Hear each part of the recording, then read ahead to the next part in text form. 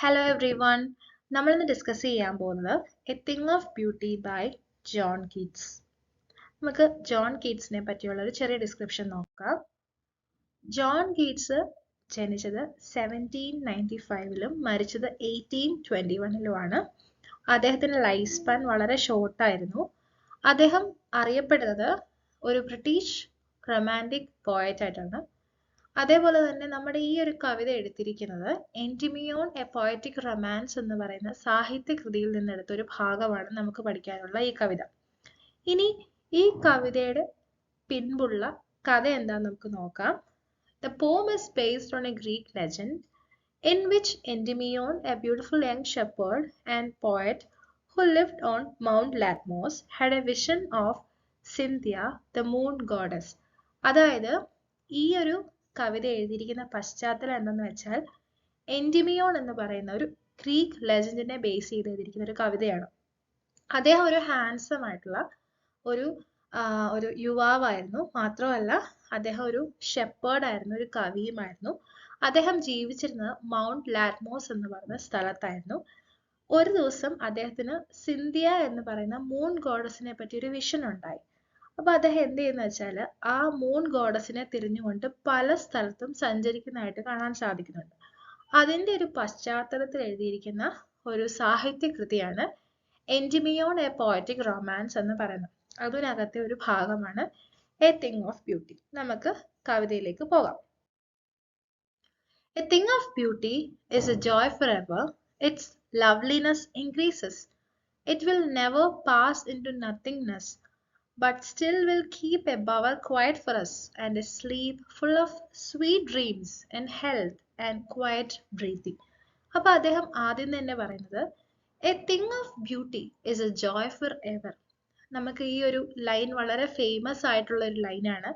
നമുക്കറിയാം എന്തെങ്കിലും മനോഹാരിത കൂടിയൊരു വസ്തു അത് എന്നെന്നും സന്തോഷം തരുന്ന ഒന്നാണ്. അപ്പൊ ഇവിടെ നമ്മൾ ഓർക്കേണ്ട ഒരു കാര്യം, ഇവിടെ ഔട്ട്വേർഡ് ബ്യൂട്ടിയെ പറ്റി അല്ല പോയറ്റ് യഥാർത്ഥത്തിൽ ഉദ്ദേശിക്കുന്നത്.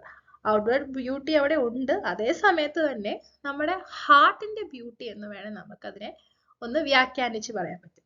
It's loveliness increases, it will never pass into nothingness. അപ്പം നമുക്ക് ആ ഒരു മനോഹാരിതയുള്ള ഒരു വസ്തു നൽകുന്ന ആ ഒരു സന്തോഷം, ലവ്ലിനെസ് എന്ന് പറയുമ്പം ഇവിടെ ഉദ്ദേശിക്കുന്നത് ബ്യൂട്ടിയെ പറ്റിയാണ്. അതിന്റെ ബ്യൂട്ടി അല്ലെങ്കിൽ അതിന്റെ മനോഹാരിത വർദ്ധിച്ചുകൊണ്ടേയിരിക്കും.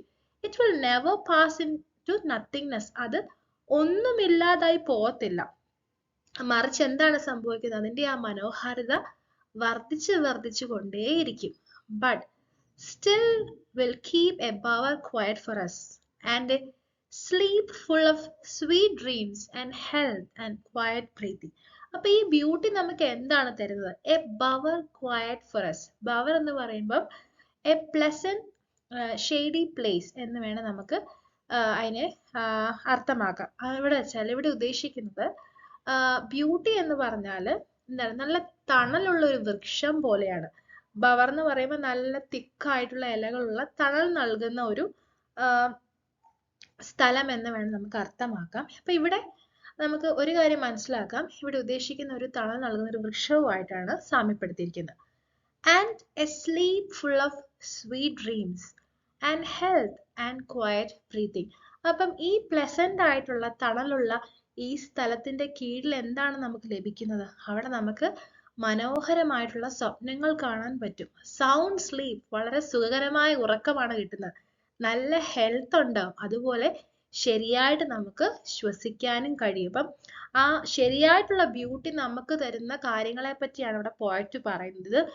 നമ്മൾ എപ്പോഴും മനസ്സിൽ വിചാരിക്കുന്ന കാര്യം, ഓർക്കേണ്ട കാര്യം എന്ന് വെച്ചാൽ ഔട്ട്വേർഡ് ബ്യൂട്ടിയെക്കാട്ടിലും ഇവിടെ ഉദ്ദേശിച്ചിരിക്കുന്നത് ഒരു വ്യക്തിയുടെ ഹൃദയത്തിനകത്തുള്ള ഇൻവേർഡ് ബ്യൂട്ടിയെ പറ്റിയാണ്. നമുക്കൊരു ശരിയായിട്ടുള്ള ഒരു ബ്യൂട്ടിയിലേക്ക് വരുമ്പോൾ അതിന്റെ റിസൾട്ട് എന്ന് പറഞ്ഞാൽ എന്താണ് നമുക്ക് കിട്ടുന്നത്? സുഖകരമായ ഉറക്കം, നല്ല ആരോഗ്യം. മറിച്ച് നമ്മൾ തെറ്റായ ഇതിലേക്ക് പോകുമ്പോൾ നമുക്ക് ഇതിന്റെ എല്ലാം ഓപ്പോസിറ്റ് ആണ് വരുന്നത്. അപ്പൊ ഇവിടെ അതാണ് അർത്ഥമാക്കുന്നത്.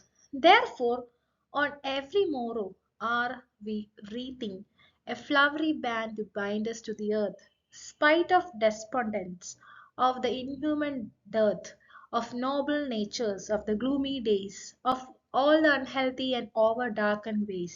അപ്പൊ ഇവിടെ നമുക്ക് മനസ്സിലാക്കാൻ പറ്റും therefore on every morrow എന്ന് പറഞ്ഞാൽ അടുത്ത ദിവസം അല്ലെങ്കിൽ എല്ലാ പ്രഭാതവും are we wreathing a flowery band to bind us to the earth. ഇപ്പൊ ഇവിടെ അർത്ഥമാക്കുന്ന റീഡിംഗ് എന്ന് വെച്ചാൽ ക്രിയേറ്റിംഗ് എ സർക്കിൾ എന്നൊരു അർത്ഥമാണ് അവിടെ വരുന്നത്.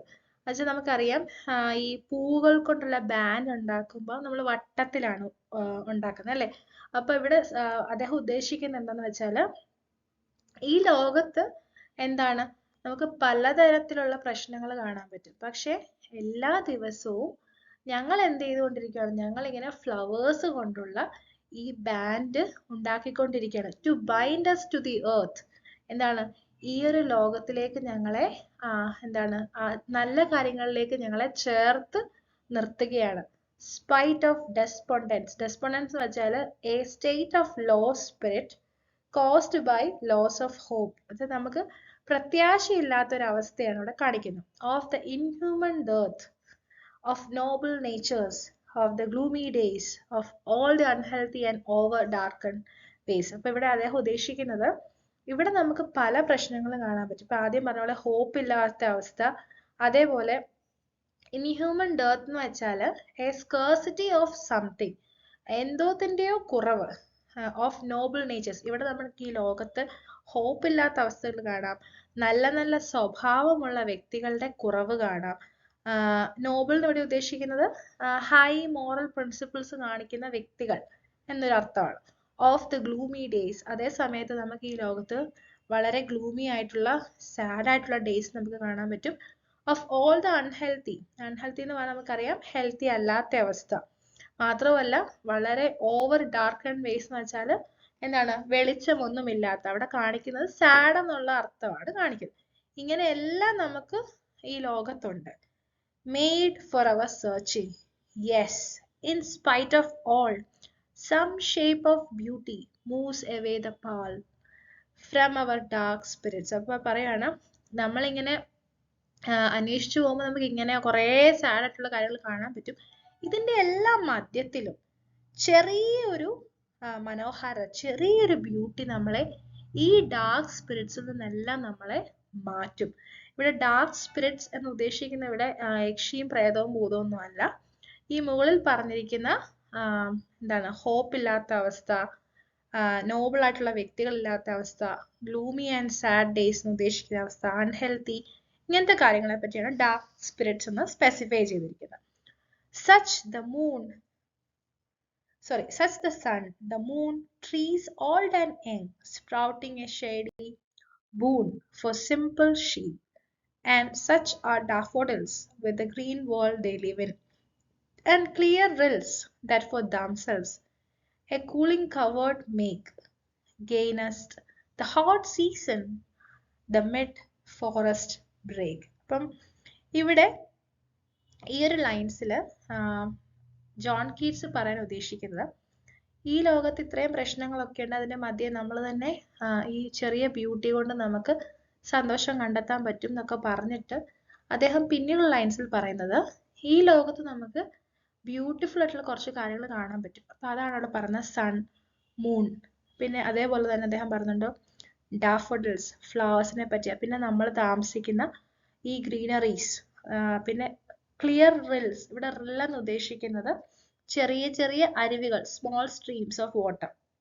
അപ്പൊ ഇതെല്ലാം നമുക്ക് എന്ത് തരുവാണ്, ഈ ചൂടേറിയ ഈ ലോകത്ത് അല്ലെങ്കിൽ ചൂടേറിയ ഈ സീസൺ, സമ്മർ സീസണിൽ നമുക്ക് എന്ത് തരുവാണ്, നമുക്കൊരു കുളിർമ തരികയാണ്. The mid forest brake. അപ്പം ഇങ്ങനെയെല്ലാം സംഭവിക്കുന്നുണ്ടെങ്കിലും ഈ ചുറ്റുപാടുമുള്ള sun, moon, daffodils, whatever may be, ഇതെല്ലാം നമുക്ക് എന്ത് തരികയാണ്, ഇതിന്റെ ആ ഓരോ പൂക്കൾ വിരിയുന്നത് എന്താണ്, ഒരു ബ്ലെസ്സിങ്ങിന്റെ ഒരു ഇതായിട്ടാണ് അവിടെ കാണുന്നത്. അപ്പൊ ഇതെല്ലാം തന്നെ നമ്മുടെ ലൈഫിന് ഈ ഹോട്ട് സീസൺ അഥവാ ഈ സമ്മർ സീസൺ നമ്മുടെ ലൈഫ് എന്ന ഇത്ര ടെറിബിൾ ആയിട്ട് നമുക്ക് തോന്നുന്ന സീസണിലും ഇതെല്ലാം നമുക്ക് കുളിർമ തരികയാണ് ചെയ്യുന്നത്. ഇവിടെ പറയുന്നുണ്ട് ദ മിഡ് ഫോറസ്റ്റ് ബ്രേക്ക് എന്ന് ഇവിടെ ഉദ്ദേശിക്കുന്നത് a thicket or dense growth of shrubs. അപ്പൊ ഇവിടെ എല്ലാം ഉദ്ദേശിച്ച് പ്രകൃതിയിലെ ഓരോരോ ബ്ലെസ്സിങ്സിനെ പറ്റിയാണ് ഇവിടെ ജോൺ കീറ്റ്സ് അർത്ഥമാക്കിയിരിക്കുന്നത്.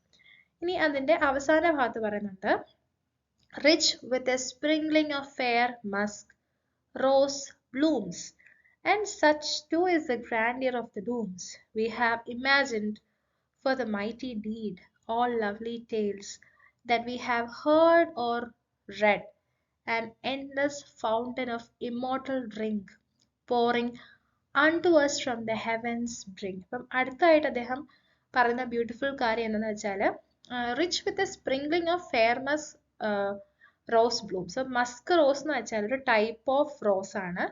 അത് അറിയപ്പെടാൻ കാര്യം അതിന്റെ ഫ്രാഗ്രൻസ് കൊണ്ടാണ്. അപ്പൊ പല ടൈപ്സ് ഓഫ് റോസ് നമുക്ക് കാണാൻ പറ്റും അല്ലേ. അപ്പം ഇവിടെ ഈ ഒരു മസ്ക് റോസിന്റെ പ്രത്യേകത അതിന്റെ ആ ഒരു വളരെ എന്താണ് സുഗന്ധം കൊണ്ടാണ് അത് അറിയപ്പെടുന്നത്. And such too is the grandeur എന്ന് പറഞ്ഞാൽ greatness of the dooms. അപ്പം നമുക്കറിയാം ഇതൊക്കെ നമുക്ക് എന്താണ് ആ ഒരു ഇത്രയും വലിയ മനോഹാരിതയുള്ള ഈ ഒരു ലോകത്തിന്റെ ഇതായിട്ട് നമുക്ക് കാണാൻ പറ്റും.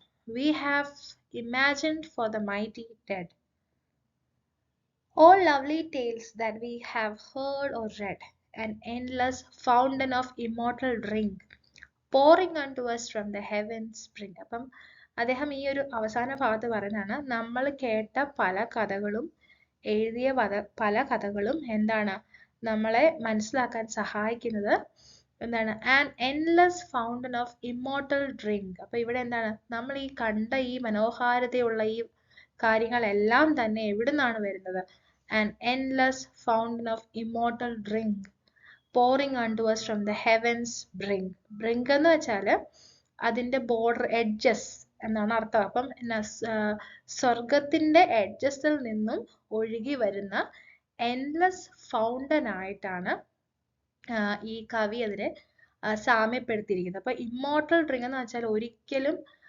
മരിക്കത്തില്ലാത്ത അല്ലെങ്കിൽ ലിവിങ് ഫോർ എവർ. അപ്പൊ ഇങ്ങനെയുള്ള ബ്ലെസ്സിങ്സ്, ഇങ്ങനെയുള്ള ബ്യൂട്ടിഫുൾ ആയിട്ടുള്ള കാര്യങ്ങളൊന്നും ഒരിക്കലും മരിക്കുന്നില്ല, അത് ഇമ്മോർട്ടൽ ആണ്. അത് എവിടെ നിന്നാണ് വരുന്നത്, അത് നമ്മുടെ മേലേക്ക് അത് ഒഴുകി എത്തുകയാണ്. എന്താണ്, സ്വർഗത്തിന്റെ എഡ്ജസുകളിൽ നിന്നാണത് എത്തുന്നത് പറഞ്ഞുകൊണ്ട് അദ്ദേഹം ഈ ഒരു കവിത അവസാനിപ്പിക്കുക. അപ്പൊ ഇതിനകത്ത് നമ്മൾ ഈ ഒരു കവിതയുടെ ആദ്യ ഭാഗം അല്ലെങ്കിൽ ടൈറ്റിൽ വായിക്കുമ്പോൾ നമുക്ക് തോന്നുന്നത് ബ്യൂട്ടിയുടെ ഒരു നമുക്കറിയാവുന്ന കുറച്ച് കാര്യങ്ങളാണ് അല്ലെ. നമ്മൾ ഔട്ട്വേർഡ് അപ്പിയറൻസിനെ പറ്റിയാണ് കൂടുതൽ ബ്യൂട്ടിയുമായിട്ട് കമ്പയർ ചെയ്യുന്നത്. പക്ഷെ ഇവിടെ അദ്ദേഹം ഔട്ട്വേർഡ് ബ്യൂട്ടിയെ പറ്റി പറയുന്നുണ്ടെങ്കിൽ തന്നെയും കൂടുതലായിട്ടും അദ്ദേഹം ഒരു മനുഷ്യന്റെ ചുറ്റുപാടുമുള്ള ബ്യൂട്ടിഫുൾ ആയിട്ടുള്ള കാര്യങ്ങളെ പറ്റി അദ്ദേഹം സ്പെസിഫൈ ചെയ്ത് പറയുന്നു. അതേപോലെ തന്നെ എന്താണ് ഇന്നർ ബ്യൂട്ടി, അതായത് ഒരു മനുഷ്യന്റെ ഹൃദയത്തിനകത്തുള്ള ബ്യൂട്ടിയെ പറ്റി നമുക്ക് അർത്ഥമാക്കാൻ സാധിക്കും. അപ്പൊ നിങ്ങൾക്ക് ഈ ഒരു കവിത മനസ്സിലായെന്ന് വിചാരിക്കുന്നു. ഒരു തവണ പോയം വായിച്ചതിന് ശേഷം ഈ ഒരു സമ്മറിയും കൂടെ കേൾക്കുക. അപ്പൊ നിങ്ങൾക്ക് മനസ്സിലായെന്ന് വിചാരിക്കുന്നു. Thank you so much every one. Thank you.